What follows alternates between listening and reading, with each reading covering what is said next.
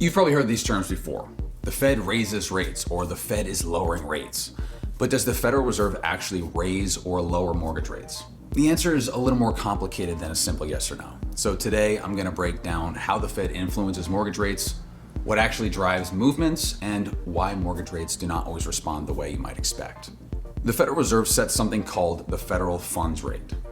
That's the interest rate banks charge each other for short-term lending.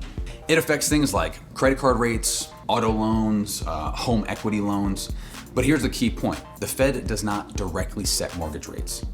You see, mortgage rates operate in a different part of the financial market. So why do so many people think that they're connected? Well, it's because the Fed's decisions influence overall economic conditions, which can push mortgage rates up or down.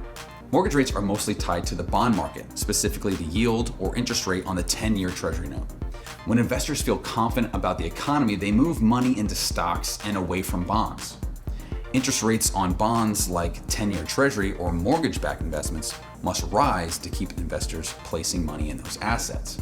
I mean, would you put your money into an investment paying 6% interest when you could get 10%? So why would investors put their money into mortgage-backed assets when they can make more elsewhere?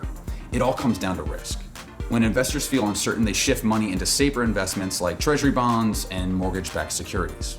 This drives mortgage interest rates down as investors are willing to sacrifice earnings for stability. They don't make as much in interest, but at least they don't lose money. So mortgage rates are driven more by investor behavior, inflation data, and economic outlook than the Fed's announcements. So even though the Fed doesn't set the mortgage rates, its actions still matter.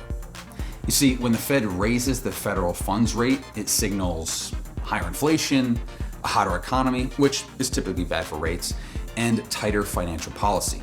So those factors, not the Fed's decision itself, can push mortgage rates higher.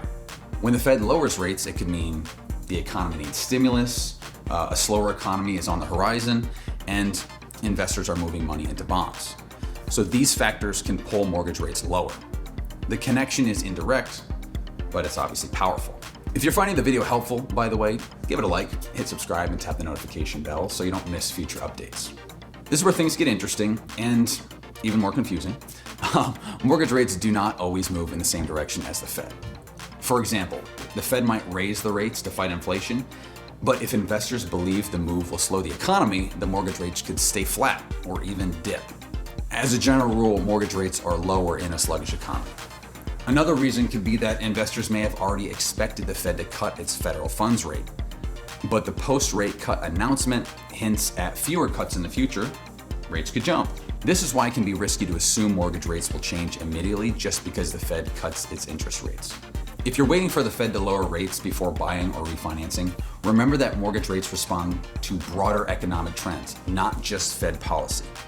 Instead of relying on headlines, here's some other considerations. Your long-term plans, your comfort level with payments, current market conditions, and whether or not a slightly different rate will truly change affordability for you. Timing the market is extremely hard, even for experts. So here's my final thought. Does the Fed control the mortgage rates? Well, not directly, but the Fed's actions do influence the economy, investor expectations, and the bond market, which all play a role where mortgage rates go. The smartest approach is to stay informed, work closely with a knowledgeable lender, and make decisions based on your financial goals rather than trying to predict every rate movement. For more mortgage insights and clear explanations of how rates work, visit mortgageresearch.com. And if you have questions, drop them in the comments. We're here to help. Thanks for watching, and here's to making informed decisions on today's market.